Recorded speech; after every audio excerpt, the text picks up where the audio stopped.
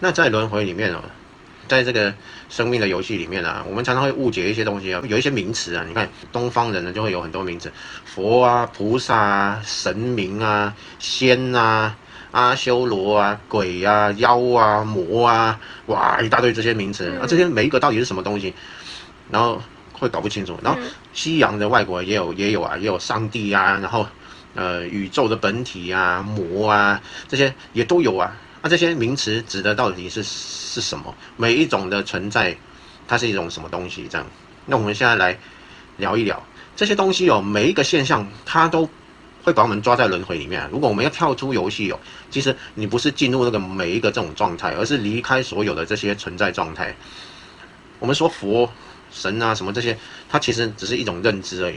这些名词，这些所有的存在状态的一种定义啊，其实都不能让我们离开故事，它就是故事里面的一种角色嘛。就是我故事里面的人物啊，从人类，然后东升级跳到神，哇，我的人物变神了，哇，人物可能更大只，然后能力更强，然后使用的技能更多，然后又从神他跳到哇罗汉，哇，好厉害罗汉，而且又是一个名字，然后他要跳到哇菩萨，这时候使用的技能键居然有50多个，然后就哇好多技能这样，原本只有几种而已，那这样代表什么？还在游戏里面而已。菩萨是这样，它是一个你跳出来过，你登出过，那你知道自己是玩家。只要知道是自己玩家，在游戏里面哦的人物结构就会有点改变，因为你会用更活、更开放的态度去玩游戏。这时候游戏的很自然，你的人物的很多技能会被解放出来，那你就多了很多技能这样。但是不管多了什么技能，你那个人物还是人物啊。你不要把它当成说那个就是你的主要的存在，玩家才是，不是那个里面的人物。不管你里面的人物是人啊、神啊、仙啊、佛啊、菩萨啊，叫做什么都好，那它只是里面的一个人物，你不要把里面的人物当成外面。那所以我们现在来谈的是游戏里面的这些不同的存在状态有什么不同？我们来聊一下，从最高的所谓佛开始聊。我们认为说佛是所有存在状态里面最高级的佛。每个宗教都有不同说法。对啊，有不同说法。同一个存在状态有不同说法，可能有人称佛啊，有人可能称什么？有人称上帝啊。哦，对啊。有人称阿拉。对。对啊。然后都不一样。那我们暂时这里称为佛。假设称为佛是一个最高的状态。那佛这个东西哦，其实它讲的不是一个个体性。就是我们会想说，在个体性来讲，最高的状态是什么？然后佛是一个认知上的最高状态，上帝是一个认知上的最高状态，然后甚至阿拉啊，或者老子说的道啊什么，那它是一个很最高的状态。但是这个东西啊，其实佛它不是一个个体性的，就是如果个体性的最高状态其实不是佛，因为佛已经超出了个体性，所以它在游戏里面哦讲述个人能够达到最高境界，其实不是佛，因为佛不在个体性里面，佛其实是用来形容登出之后，游戏外的这个整体状态，游戏外它包含了游戏，游戏比如说是这样子，那整个游戏外它包含了游戏，那整个游戏之外跟游戏的整合，这个整体叫做佛，它是一个整个意识场，也就是说所有人的意识就是从这个意识所分出来的，那这个叫宇宙一切万有。你把它称为上帝也可以，你把它称为佛也可以，它就是所有的总和，叫做佛。那这个东西不是个人化的，所以它不在游戏里面，它不是游戏里面个人的一个状态，所以没有人可以成佛了。这个是一个很大的误解，大家都说哦成佛哦我成佛了，我是大佛，我是真佛，这个我头上就会冒出问号来，奇怪，这个是不是很就是契合佛理这样啊？就是他应该是不懂什么是，不知道什么是佛。对啊，我就觉得他就是对佛法还没有，他可能就是想表达他是最高境界这样。对啊，应该是这样，就是去形容说自己达到了最高境界。那但是其实佛并不是个人的最高境界，它不是说一个个体性，所以没有个人化的成佛这回事。成佛的意思就是说你回家了，回家就个人就没有了，所以不会有那个个人成佛这回事。墨子成佛了，那墨子就不在了，那就没有墨子了。所以真的没有那种真佛，就是有啊，化身成人的真佛大佛。没有，因为这个佛这个字是用来形容佛，我们把它拆开来，中国字很有意思啊。拆开来是怎么写？一个人字旁，这个福，福是什么？就是没有啊。不是啊，没有啊，没有没有人，没有没有人叫做佛啊，嗯怎么可能有人成佛呢？这不是完全不对了吗？就跟那个字就不一样，这个字很妙，就是没有人才是佛，有人就不是佛，很妙的真佛。很妙啊。所以这个佛这个字是用来形容说，哎，你回到了整体，那你不存在了，你个人化没有了，个人化没有了，那就是佛了，那就回到整体，那个整体叫做佛。那宇宙一切万有也可以，上帝也可以，佛也可以，不管把它叫做什么，它就是一个宇宙整体的意识场，就是我们所有的一切就包含在这个意识场里面。那既然是这样，它不会是一个个体化的了。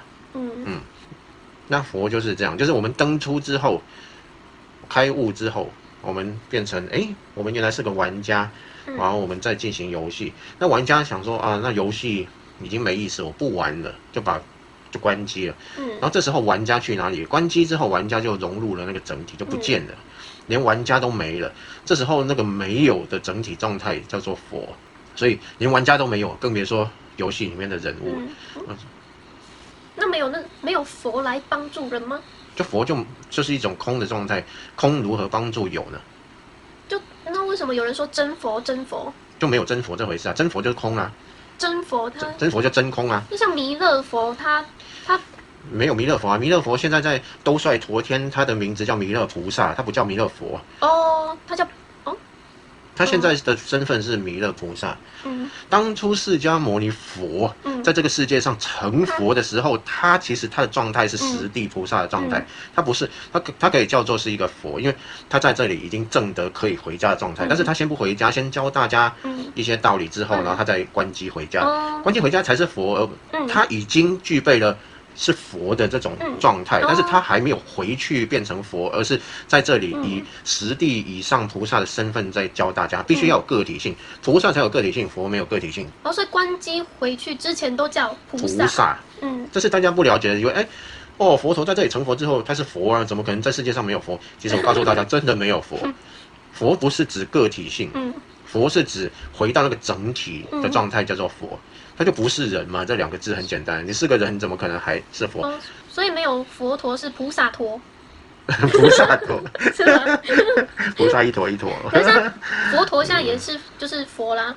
佛陀只是一个名词嘛，对啊，它就是一个名词，所以但是在存在状态上面来讲，没有所谓的佛这种存在状态存在于这个世界上。那些就像即使是西藏好了，然后他们有活佛转世的制度，然后比如说达赖喇嘛他是一个活佛，他说他是就是这个转世制度下他是一个活佛，活佛是一个称呼，就是用来代表说他活在这个世界上，但是他具有佛的智慧的这样一个存在，然后就把它叫做活佛，不是他是一个活着的佛，不是这样，这个是完全误解。那达赖喇嘛他是一个活佛，那他是谁的转世呢？那达赖喇嘛从历代一直过来都是观世音菩萨的转世，那他是观世音菩萨的转世啊，所以他是观世音菩萨，而不是佛啊。他是菩萨的化身嘛，他是观世音菩萨的化身，所以化身成达赖喇嘛的样子，然后来传道。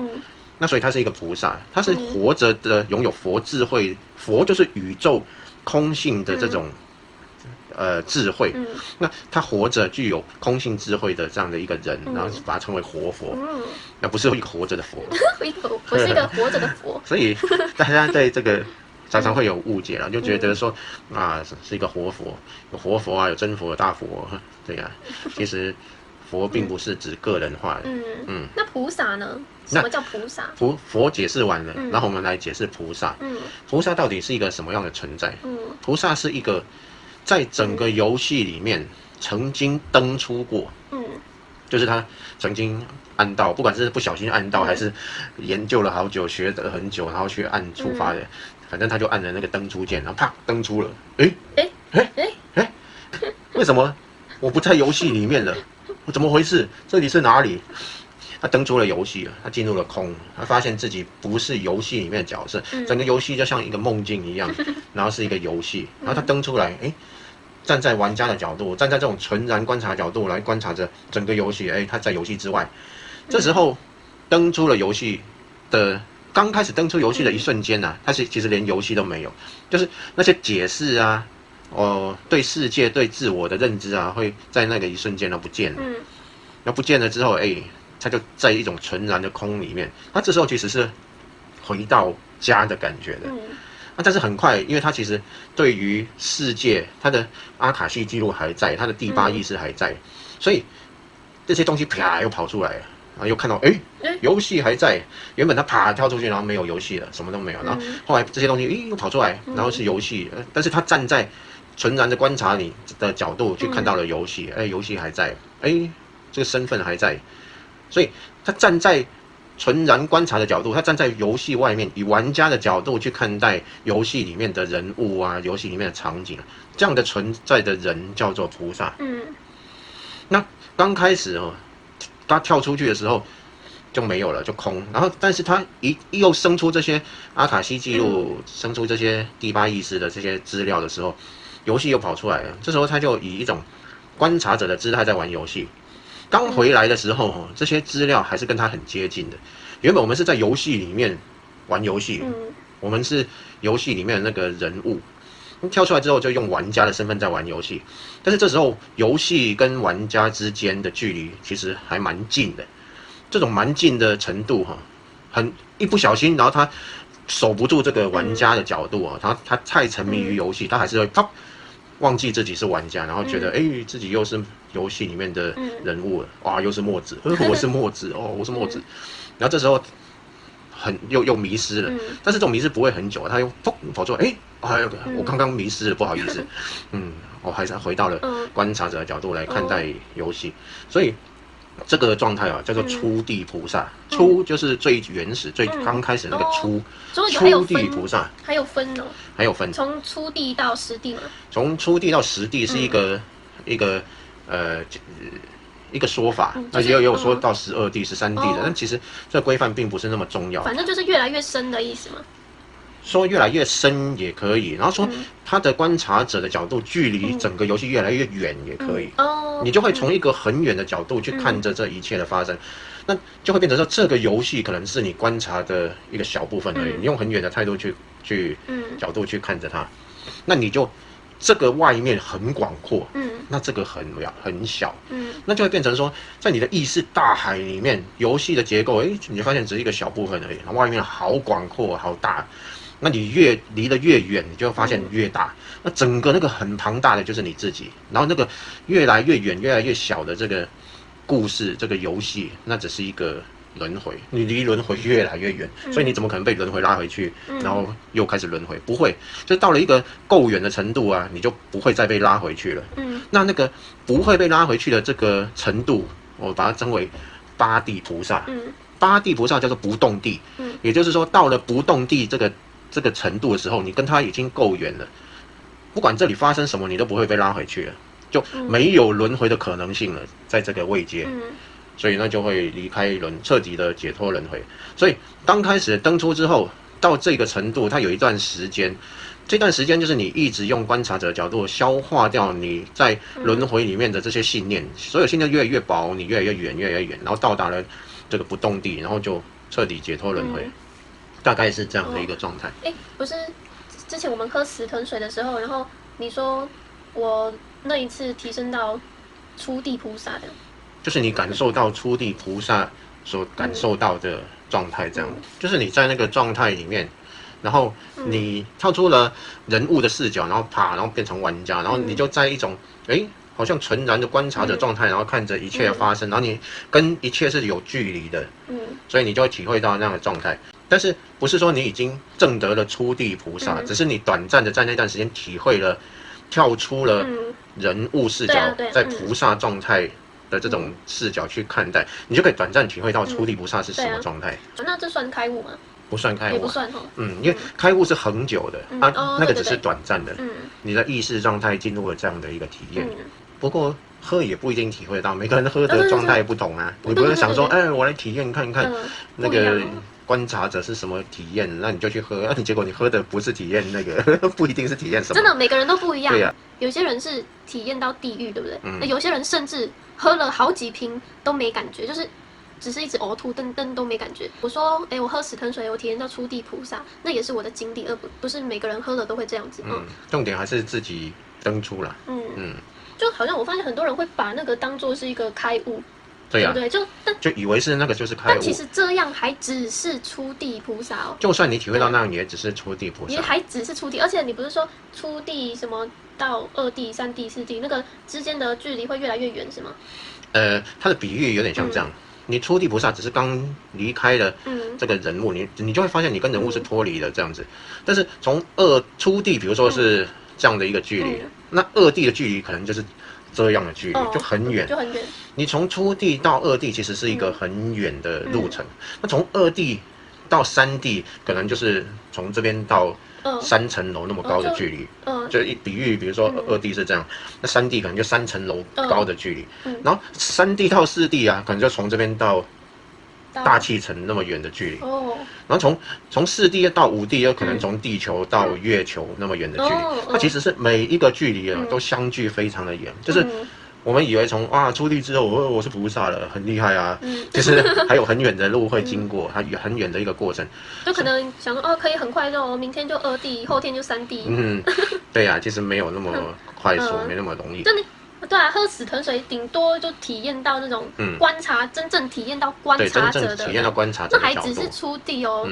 不要想说我就是喝了死藤水就开悟了，那每个人喝一喝不就好了嘛？那为什么？其实我觉得就喝一喝，体验过。至少也不错，对。体验过，你会对生命有另外一种看法，你就明白说，原来是有观察者视角的存在，你就真正站在那个视角去感受世界，你会觉得，真的是有这么一回事。以前可能是吸收来的观念，讲说，从观察者视角去看世界是怎么一回事，但是你喝了，你可能会，体会到真的有这种感觉，就是真正体会到。对，就我知道，观察者，我就想说把这世界当游戏，我知道是一回事，体会是一回事。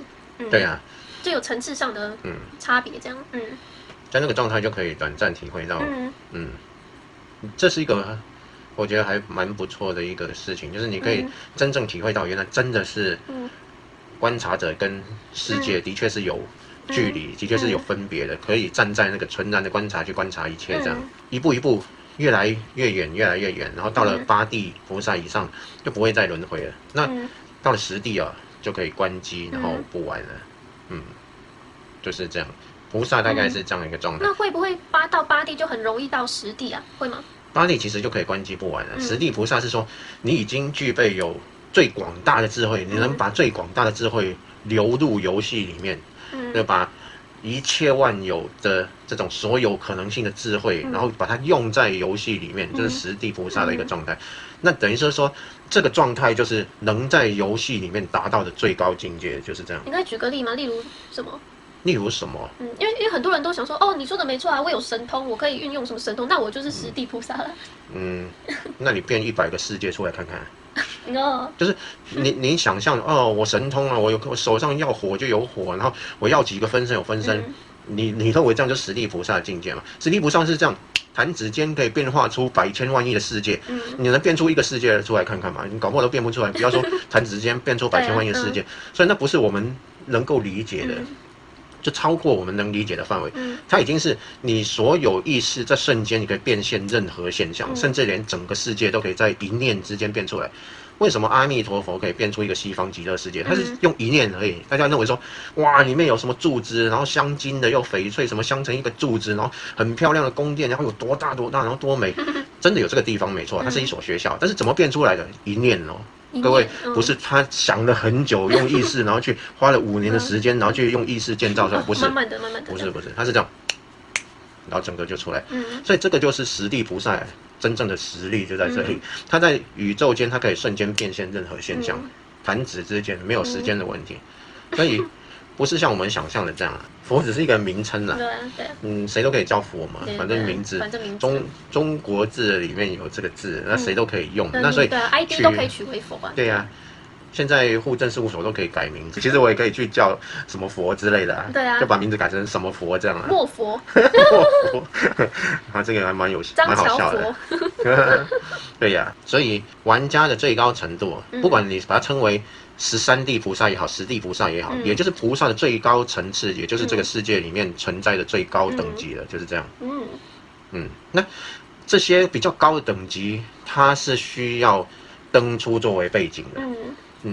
其他的一些存在方式，它不需要登出作为背景，但是佛菩萨这种存在的方式，佛当然已经是登出了没有了。那菩萨这种位阶的这种存在状态啊，它是需要登出作为背景。你是说佛是登出回家？已经回家了。那菩萨就是登出，就是开悟，但没有回家。对，或者他登出之后没有回家，但是他不一定会存在在这个世界里面，他可能在更广阔的世界里面存在着。那但是他跟这个世界又可以以化身啊、分身的方式来在这里展现啊。那讲到菩萨，就是大概是这样，他就是菩萨的最高的境界哦，就是在这个游戏里面几乎就是无所不能。所以大家如果对于在游戏里面啊要扩展到无所不能的境界哦，还是要真正去登出了。登出之后，你再来玩游戏，你可以玩到最高境界。可以去看看我们频道里面分享的有关开悟的影片。我们也有分享开悟引导，大家可以去听听。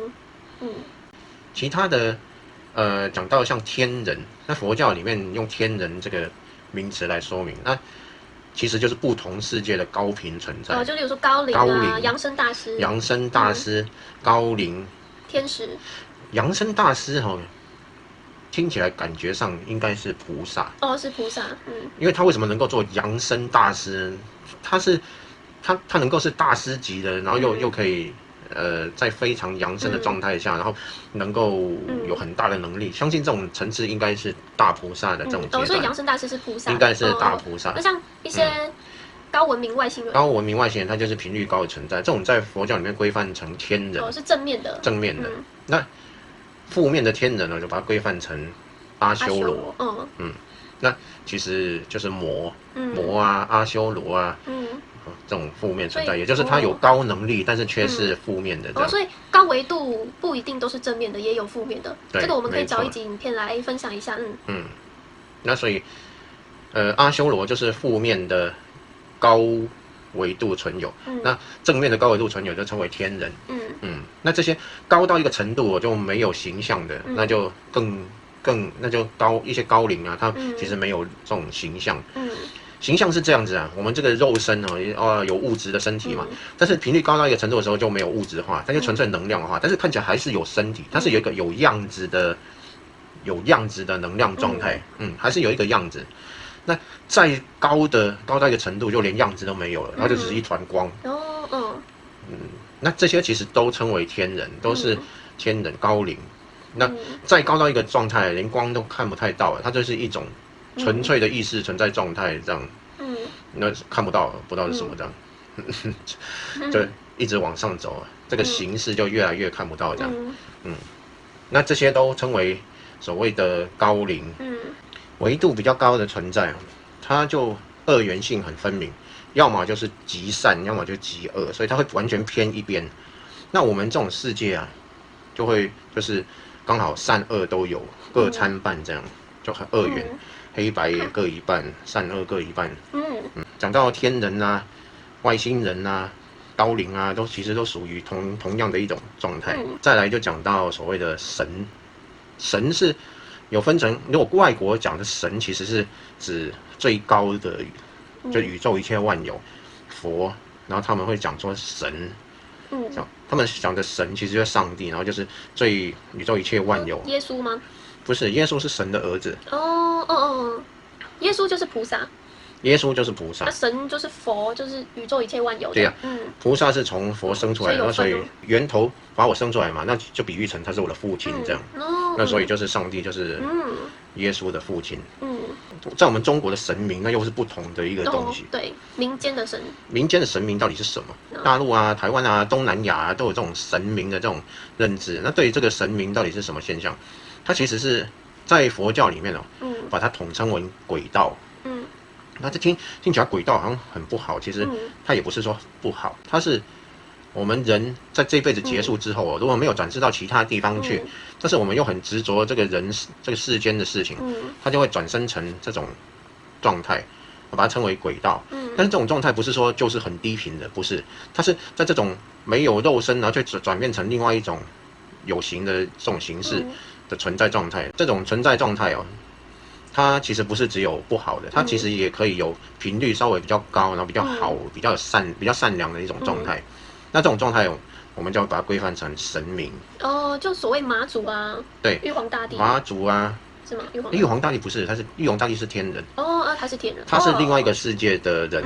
妈祖啊，土地公啊，土地公啊，对啊，然后就有很多不同的神明，像什么关圣帝君啊，就是很多人往生之后，然后给他一个封号，那他本身也是很善良，然后但是他对这世界有一些执着，然后他就留在这边变成另外一种存在状态，那就变成所谓的神，这就是民间的神明。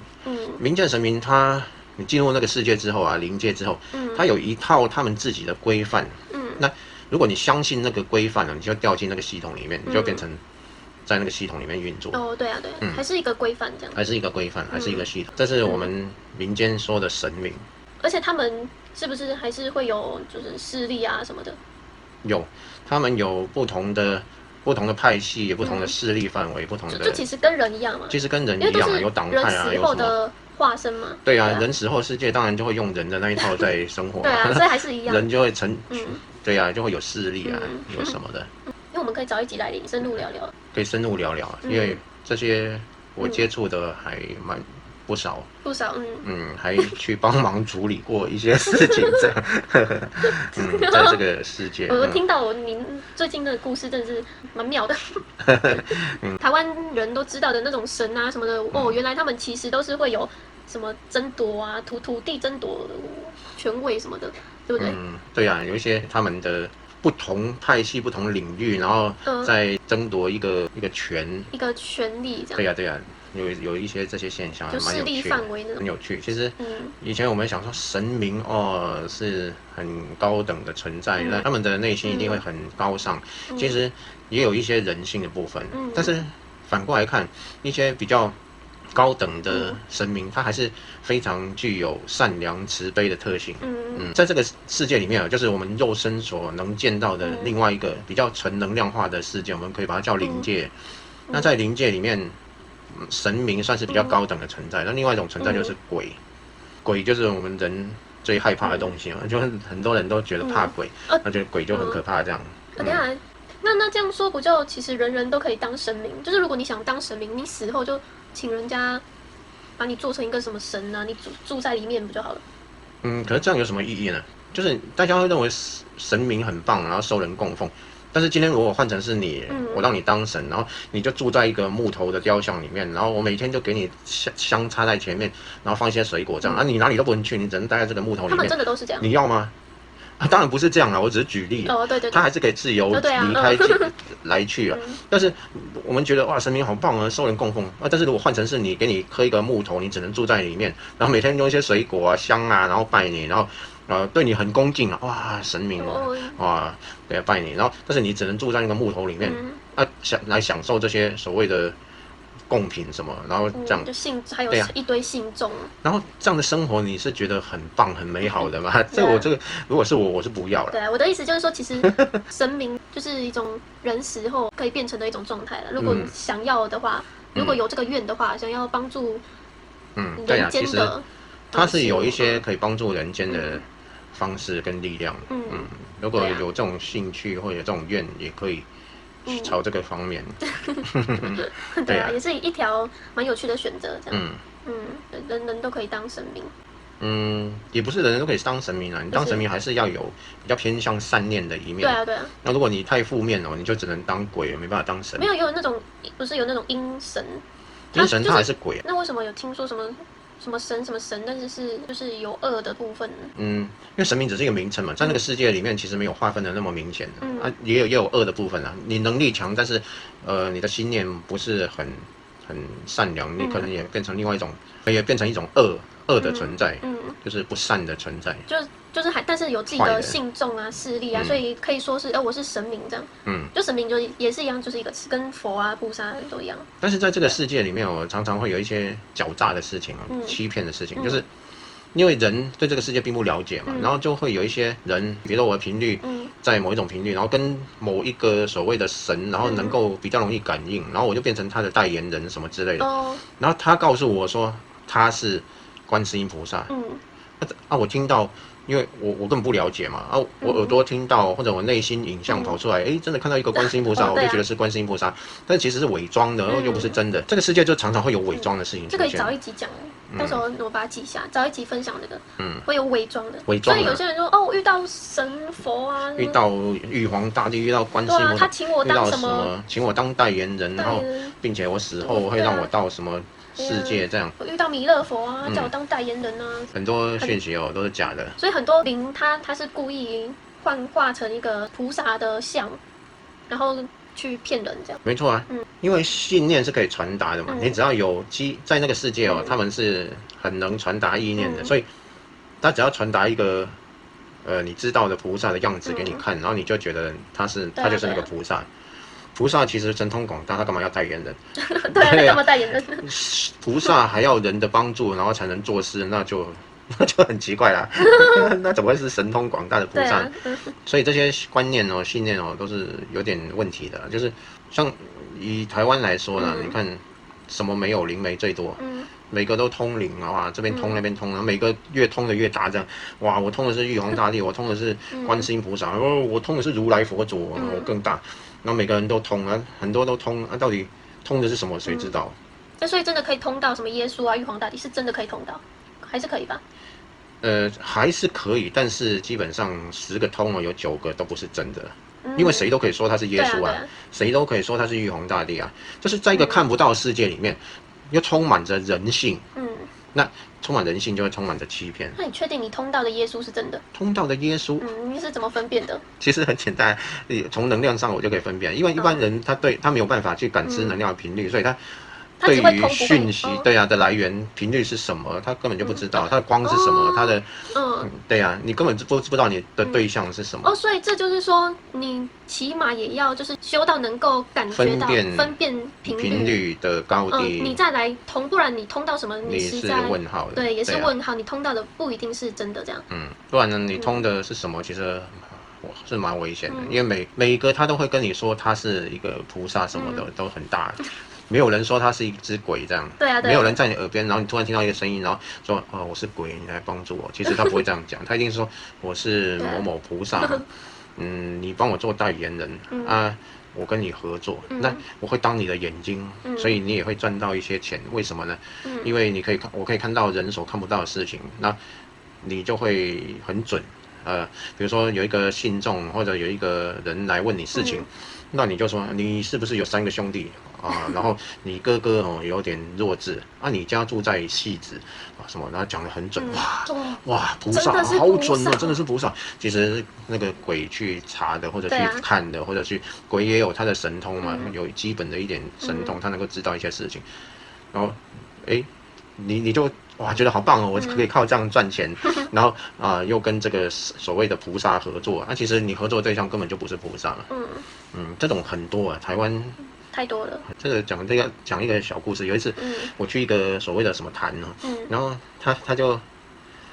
我就看到奇怪，那边有一些频率低的存在这样，那他就帮人家算什么，我就看了结果后来换我算的时候，那我就把那些低频的存在就给它封印起来，把他们就跟他们玩一下，把他们关在一个地方这样，然后就让他们没办法跟这个人产生连结，这样没办法告诉他事情。然后换我的时候，他觉得他就讲不出来，然后就奇怪了，然后就开始乱掰，就没办法讲出对的，然后就说一些根本牛头不对马嘴的事情，对啊，然后就后来就当然我还是好心，然后付了一点这个钱，然后就走了，就觉得。就玩一下，这样就觉得是一个有趣的现象。那些鬼他不会觉得很讨厌吗？他不会生气吗？会不会生气？应该是会啦。就是怎么那么无聊？但是我只是因为那以前不懂事啊，现在我就不会做这种事情。是很久以前。对呀10几年前了。对呀，更久了。可能60年前。60年前我还在娘胎，都还没出现。这样哦。对呀，我还上辈子。60年前我还在卯宿星。这样。所以这个讲到神明，还蛮多有趣的现象神鬼其实他们是同样的灵界的一些存在，这样。每个都讲好长。对啊，大家怎么讲？没关系可以大家自己去分段看吧。所以刚刚是从佛讲到菩萨，在天人跟天人阿修罗就大概讲一下，因为他们是同样高维度的存在嘛。然后还有，然后再就神啊、鬼啊。神鬼。鬼没有讲的很多了。鬼当然也很多东西可以讲。反正知道它是我们离开这个世界之后，往生之后，然后没有投胎到其他世界，然后对我们这个人的世界很执着的情况下，所转变成的一种状态。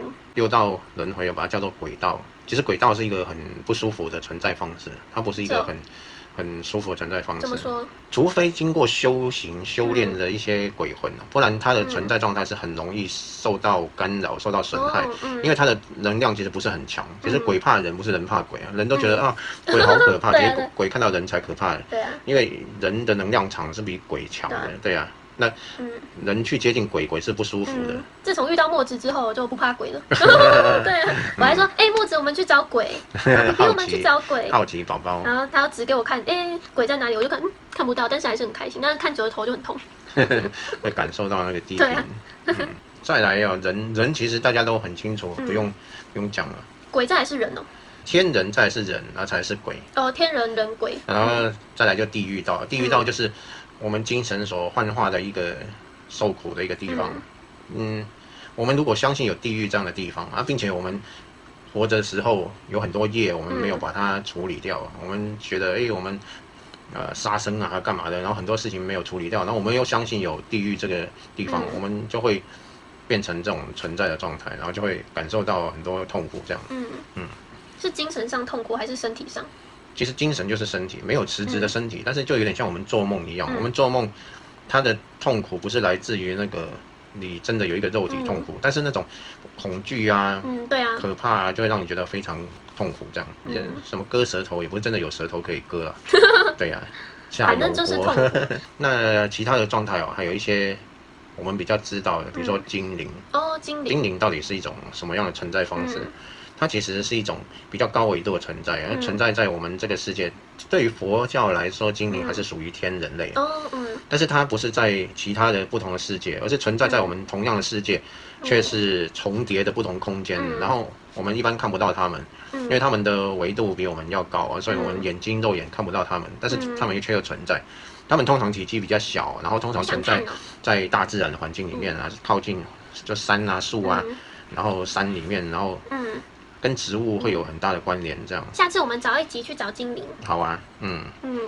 之前找过都没找到。他们有能力去转换次元，然后让普通的人也看得到他们。那如果遇到，你可以请他们请求他们一下。他们就属于一种。那可以请求他们就是显露在荧幕上吗？就能拍到他吗？他们通常连人都不愿意接触了，何况出现在荧幕前。这个拜托嘛。相信你可以尝试的，可以尝试的，就是人家不想也也不能逼人家这样。那另外有一种存在的方式是我们地球研发出来，也不一定是地球研发啦，就可能是其他的文明然后传下来的一种方式，然后经过修炼之后呢，可以达到一种境界。这个叫做仙。仙又是什么？神仙呢？仙到底又是什么？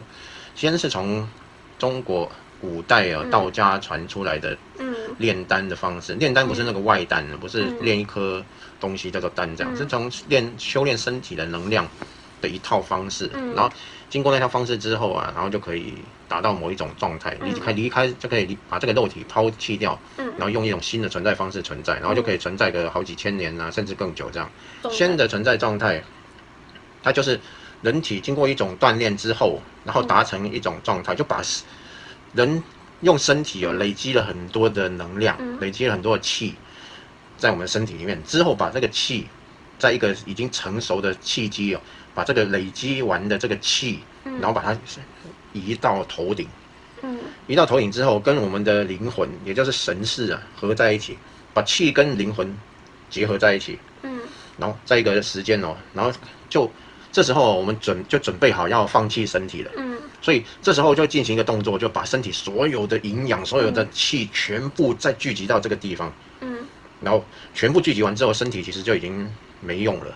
因为身体的机能那些精华，然后能量全部都被你弄到头顶上了。这时候就灵魂就出窍，啪出去，然后这个身体就变成一个没用的东西了。出去的那个东西你的灵魂结合了庞大的能量团，出去之后，这个能量团啊，你可以用你的灵魂，用你的意识去把它变化成身体，因为它的能量也已经被你储存压缩，密度形成一个相当高的存在，然后你就可以把这个能量团幻化成一个新的身体，让别人看得到，连我们这个世界的人都看得到，不是那种哇灵魂出去看不到，不是哦，连我们人都可以看到，所以它可以变成一个人的样子，变成人形，然后或者不同的形态，变只鸟啊，变什么都可以，通常都会变人形了，然后又可以飞行，一个会飞的人形，哇，大家觉得很酷啊，这个是什么？它就是仙。那离开了身体之后，它就可以用新的存在方式存在在这个世界上。它是一种既是能量，也可以幻化成接近物质的能量，让人家看得到。通常还是你感觉得到，但是也不是我们这种肉体了。那这个形态哦，在这个世界可以存活好几千年，甚至更久。这种就是仙。仙其实它归类哦，还是归类在人的范围，它只是比较进化的人，就是把人的机能提升到一个不同的境界，所以它其实还是人。在六道里面，它还是属于人的范围，比较进化的人，不同存在方式的人，它还是人。这就是仙。那我们再找一集分享什么是仙，如何修仙，大家有兴趣可以之后看我们的影片什么时候发布。那有人说植物啊、树木都有生命啊，那又是什么？以佛教来说，生命是分成有灵魂跟没灵魂。那树木是属于没有灵魂的。它的灵魂是这样，它是树木是一种有生命现象，没有个体性灵魂。它的灵魂是属于整个场的，也就是你可能整座森林的树木、植物，然后是同一个意识这样。对啊，当然不一定是整个森林，它可能有区域性。但是它其实不是个体性的灵魂这样。那以佛教的观点，不是个体性的灵魂就不是六道轮回的范围。不是。那它轮回哦，它比如说你整个森林里面一个统一意识场，然后那个统一意识场叫做山神，那山神还是归纳成轨道的范围啊，所以植物其实是属于轨道，但是一般人想，植物怎么会是轨啊？其实植物它不是个体的统一的意识场，它是一个统一的意识场，整个比如整座山啊，或者整个森林啊这样，那这样统一的意识场，它又是我们肉眼看不到的，属于灵界的范围，它会归纳成轨道的范围这样。所以它是有意识，但是没有灵魂，没有个体灵魂的。那没有灵魂又怎么会有意识？就是它灵魂是一个整体大的，而不是单独一棵树，然后或者一个小花，然后它有一个灵魂这样。那为什么它还是会有什么恐惧啊？甚至有人说它有痛觉，植物有痛觉。痛觉是没有神经，不可能有痛觉。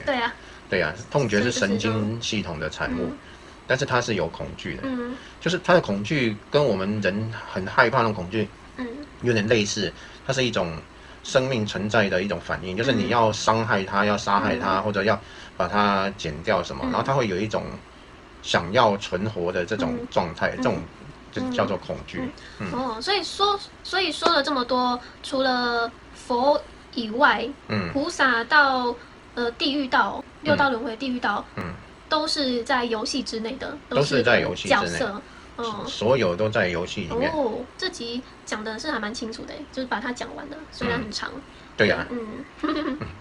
一切的角色对啊都在游戏中。所以啊，即使什么是什么菩萨啊，那都还不是回到源头的状态。所以游戏中没有大佛啦。对啊，没有大佛啦。没有。对啊。所以墨子不是什么大佛真佛。有人也说你是大佛吗？所以有人说我是菩萨，没有人说我是大佛。对啊，其实没有高低，因为每个人都是游戏里面的一个人物。人物其实没有高低啊，就算你的技能不同啊，其实你真正身份是玩家，玩家其实都一模一样。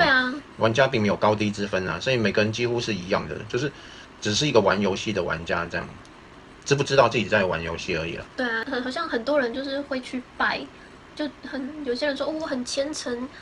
我就是很虔诚去拜，然后希望怎样。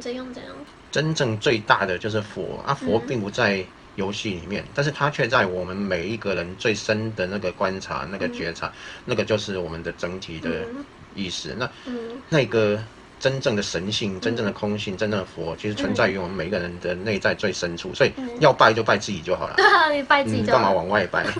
自己就是了。对，每个人都是佛，每个人最深处走到底就是那个佛嘛。自己拜自己，对啊，然后放自己照片，然后香炉这样子拜自己。有需要这么麻烦？你要拜自己还不简单，你手拿起来，拜，这样不就拜到自己的手了吗？干嘛还要照片？好啦，这集差不多了，差不多了。好，这集讲到这里，拜拜。拜拜。